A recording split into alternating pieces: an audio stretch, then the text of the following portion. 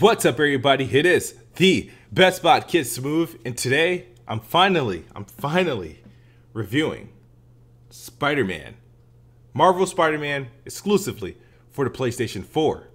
Now, don't get it twisted. I am a Spider-Man noob.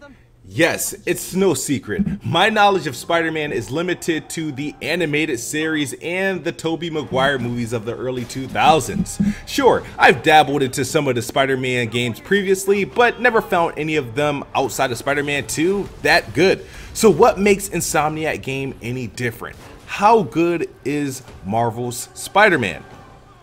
Well, let's start with Spider-Man's story. This is not, I repeat, this is not a video game version of the latest movie or a video game version of a particular comic. The story is original and short. It's damn good. Peter has been Spider-Man for 8 years. Out of school, he has a job, and spoiler, Uncle Ben is already dead. Most of the antagonist has been defeated by Spider-Man and is already locked up. You start the game by taking down Kingpin, or others may know him as Mr. Fisk.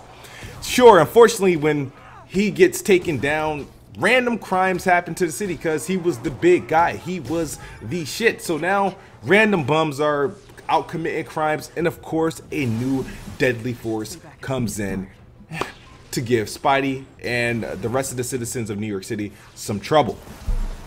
This new force is called the Demons, and it's led by Lee, aka Mr. Negative. Now, Lee's motives for his actions opens up as the story progresses and is all about revenge.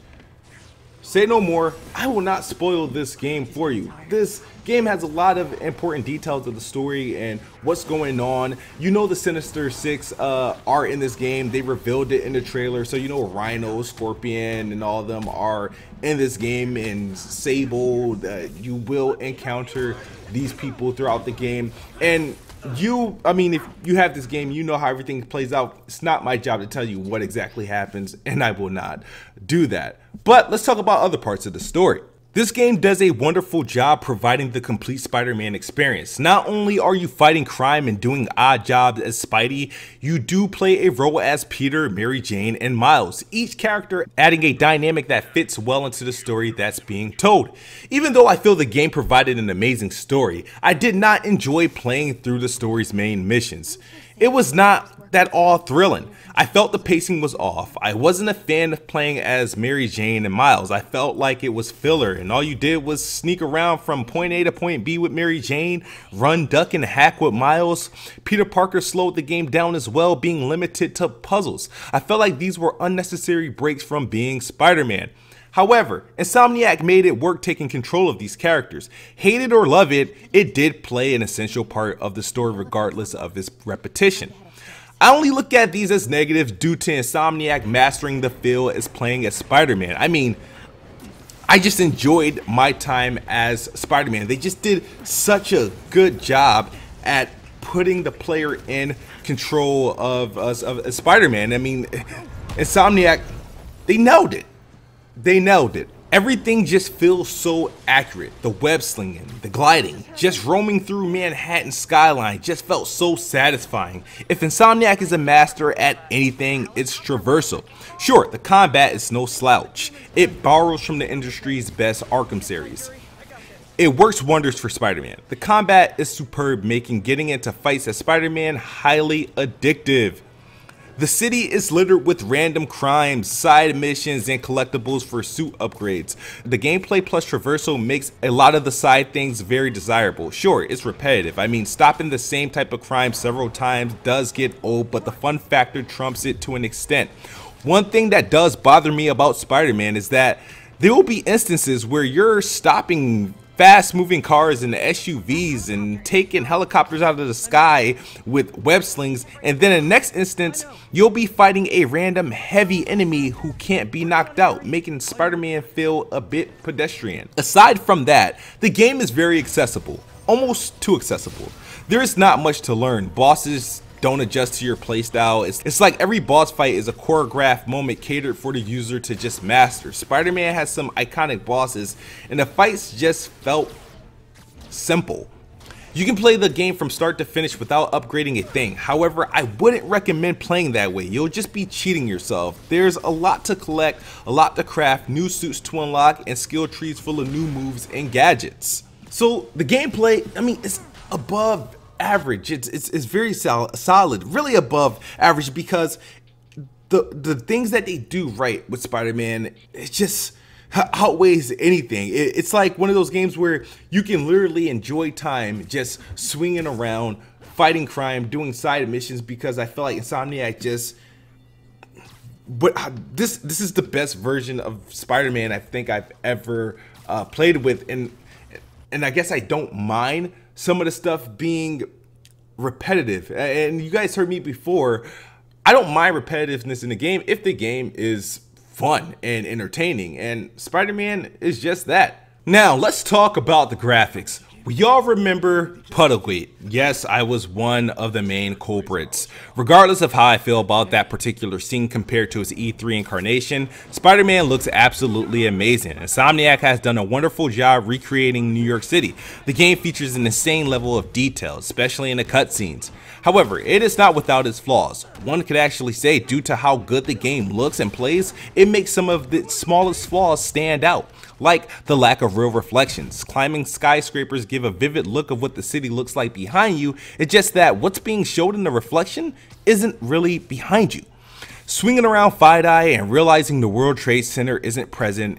Instead, it's replaced with an unattractive knockoff. Even though Spider-Man doesn't spend time in the water, swimming animations aren't there, and Spidey never appears wet when getting out of the water. Yeah, there is no real-time damage to his suit after taking a beating in the game.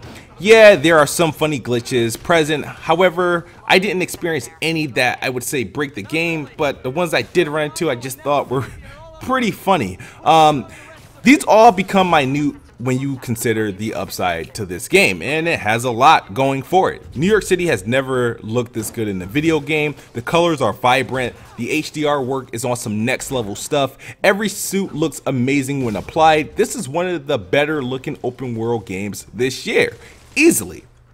So, we heard some of the good, we heard some of the bad. Where does Marvel Spider-Man rank? How good is it? I mean, I have to summarize this, because the thing about this game that left me really fighting myself was like, well, how good is this game? Why is this game good? Because I picked up on a lot of things I don't like about it, but I picked up a few things that I loved about it that just seemed to beat down the bad things. So let's talk about some of the good and the bad, and let's give it a recommendation. Alright, so let's start with some of the bad, or some of the negatives to Spider-Man.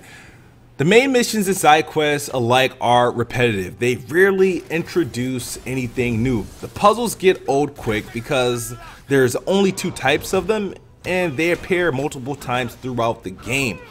Boss fights, unfortunately, are uninspiring, and they're riddled with QTE prompts. Major set pieces left more to be desired due to them all being revealed at showcases over the last 2 years. I mean, your only surprise comes in the last hour or so of the game.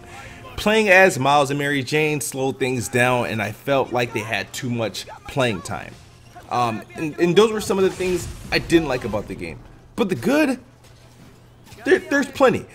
The gameplay is awesome. The combat mechanics, the web slinging, it just, a lot of the stuff that this game does, gameplay wise, it makes up for the repetitiveness. So for example, because the game is so good, I didn't mind going around stopping the same type of crimes. You know, they'll try to mix it up here and there. One would be a car chase, one would be a robbery, one would be a not a kidnapping, but somewhat a man-napping, because it's usually a man or a woman they throw in the back of a trunk. But it was that in like the same loop. Sure, there's odd jobs, chasing pigeons and taking photos and stuff like that.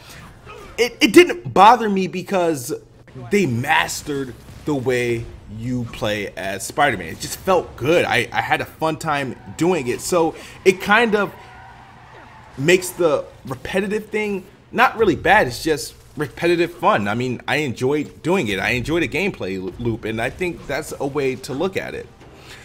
It definitely overshadows its shortcomings. The story was fresh and it featured jaw-dropping moments. Sure, a lot of these moments were revealed to us earlier at E3 last year and the E3 the year before that and whatnot, but it still held enough to still make us drop our jaw and still be left with amazement.